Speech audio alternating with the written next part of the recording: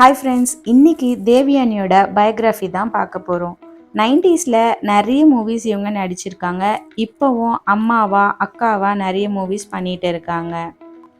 இவங்க பொண்ணு இனியா சரிகமபால ஒரு கண்டஸ்டண்ட்டாக இருக்கிறதுனால இப்போ ரொம்பவே ட்ரெண்டிங்கில் இருக்காங்க. அதுக்கு முக்கியமான காரணமே இவங்க ரொம்ப சிம்பிளாக நடந்துக்கிறது தான். ஃபேன்ஸ் எல்லாருக்குமே அதுதான் ரொம்பவும் பிடிச்சிருக்கு. இவங்களோட சுவாரஸ்யமான வாழ்க்கை கதையை பார்க்கறதுக்கு முன்னாடி மறக்காம என் சேனலை சப்ஸ்கிரைப் பண்ணிடுங்க. தேவயானியோட உண்மையான பேரு சுஷ்மா ஜெயதேவ். 22 ஜூன் 1974 மங்களூர்ல பிறந்திருக்காங்க. இவங்க ஒரு நார்மல் மிடில் கிளாஸ் ஃபேமிலி தான். வீட்டுக்கு இவங்க தான் ஃபர்ஸ்ட் பொண்ணு. இவங்களுக்கு அப்புறம் 2 தம்பிங்க இருக்காங்க. அதுல ஒருத்தர் பார்த்தீங்கன்னா நகுல் அண்ட் இன்னொருத்தர் மயூர் ஜெயதேவ்.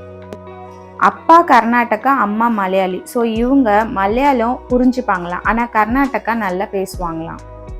சின்ன வயசுலேயே இவங்க ஃபேமிலியாக மும்பைக்கு ஷிஃப்ட் ஆகுறாங்க. ஸ்கூல் காலேஜ் எல்லாமே மும்பையிலே படிக்கிறாங்க. மும்பையில் படங்களுக்கான ஆடிஷன்ஸ் எப்போவுமே நடந்துகிட்டே இருக்கும். இவங்களுக்கு 18 வயசு இருக்கும்போது இவங்களுக்கு நடிக்கணும்னு ஆசை வந்திருக்கு. அம்மா கிட்ட சொல்லியிருக்காங்க, நான் ஆடிஷனில் கலந்துக்கிறேன் அப்படின்னு. அம்மாவும் சரி ட்ரை பண்ணு அப்படின்னு கூட்டிகிட்டு போயிருக்காங்க. அங்கே போனதும் இவங்க ஆடிஷனில் செலக்டும் ஆகுறாங்க. ஸோ ஹிந்தியில் இவங்களுக்கு வாய்ப்பு கிடைக்கிது. கோயல் என்ற மூவியை தான் இவங்க நடிக்கிறாங்க. ஆனால் அந்த மூவி சில காரணங்களுக்காக ரிலீஸே ஆகலை. ஸோ அதனால் ஹிந்தி இண்டஸ்ட்ரியில் இவங்க ராசி இல்லாதவங்கன்னு சொல்லப்படுறாங்க. ஸோ இவங்களுக்கு அதுக்கப்புறம் வாய்ப்புகளே கிடைக்கல. டைரக்டர் பிரியதர்ஷன் இவங்களோட ஃபோட்டோ பார்த்து அவருக்கு ரொம்பவே பிடிச்சி போயிருந்தது. ஸோ அதனால் இவங்கள மலையாள மூவிஸில் இன்ட்ரடியூஸ் பண்ணுறாரு. ஸோ சில படங்கள் நடிச்சிட்டு இருக்கும்போதே தமிழ் இண்டஸ்ட்ரியிலையும் இவங்களுக்கு வாய்ப்பு கிடைக்குது.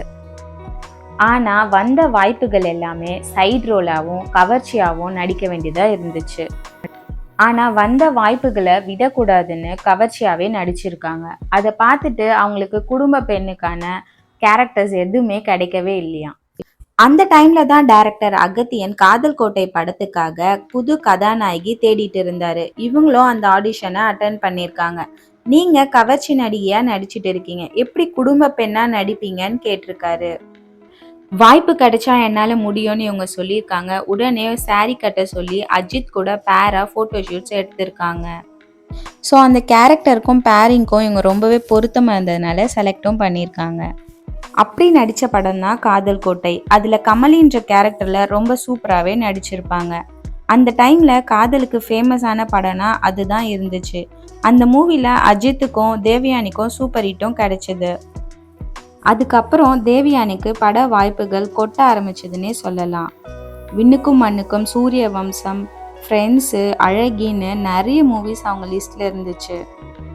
சூரிய வம்சம் படத்தில் இன்ன வரைக்கும் அந்த இட்லி உப்புமா செய்யறது ரொம்ப ஃபேமஸாகவே இருக்குது. ஸோ இப்படி அவங்க நிறைய படங்கள் நடிச்சுட்டே இருக்கும்போது விண்ணுக்கும் மண்ணுக்கும் படத்தில் அசிஸ்டன்ட் டைரக்டராக ராஜகுமார் அவங்க லைஃப்பில் என்ட்ரி ஆகுறாரு.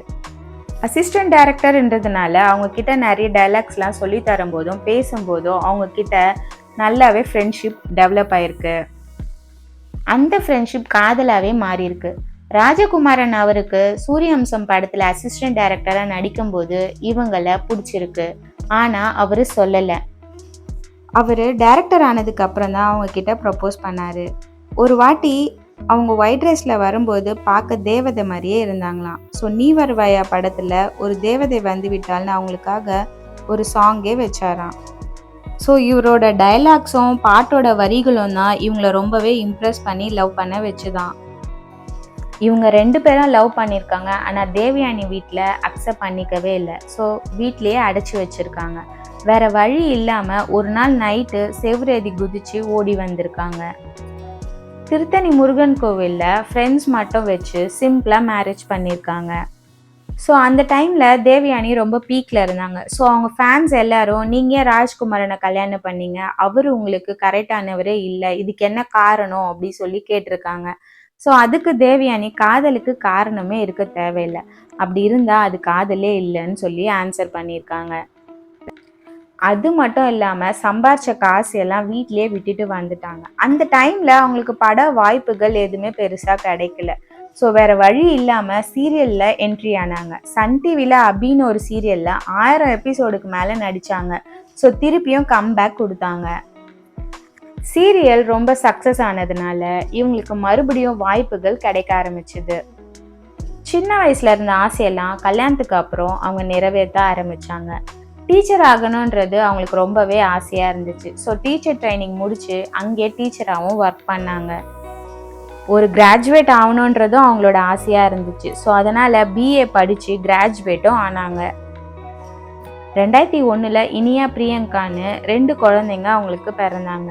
அவங்க பசங்க தான் அவங்களோட உலகமேன்னு சொல்லியிருக்காங்க.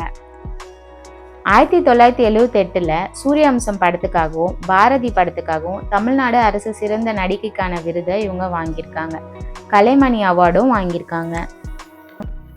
சின்ன வயசுல இயற்கை, விவசாயம் இதெல்லாம் இவங்களுக்கு ரொம்பவே பிடிக்குமா. ஸோ அதனால ஊர்ல 2 ஏக்கர் இடத்த வாங்கி அதுல விவசாயம் பண்ணிட்டு இருக்காங்க. அதுல வர காய்கறிகளை தான் இவங்க சாப்பிட்றாங்களாம். மல்லிப்பூ தோட்டமும் வச்சிருக்காங்களாம். ஃப்ரீயா இருக்க டைம்லலாம் ஸ்கூல் ஸ்டூடெண்ட்ஸ்க்கு கிளாஸ் எடுக்கிறது, சிலம்பம் கற்று தர்றதுன்ற ஆக்டிவிட்டிஸ் எல்லாம் பண்ணுவாங்களாம். நார்மலாகவே அவங்க மேக்கப் போட மாட்டாங்களாம். ஸோ அவங்க பொண்ணுங்களையும் அப்படி தான் வளர்த்துருக்காங்களாம். ஸோ கொஞ்சம் கோவப்படுற கேரக்டர் தானா, ஆனால் ஈஸியாக எல்லாரையும் நம்பிடுவாங்களாம். யார்கிட்டையும் பந்தாக காட்ட மாட்டாங்களாம்.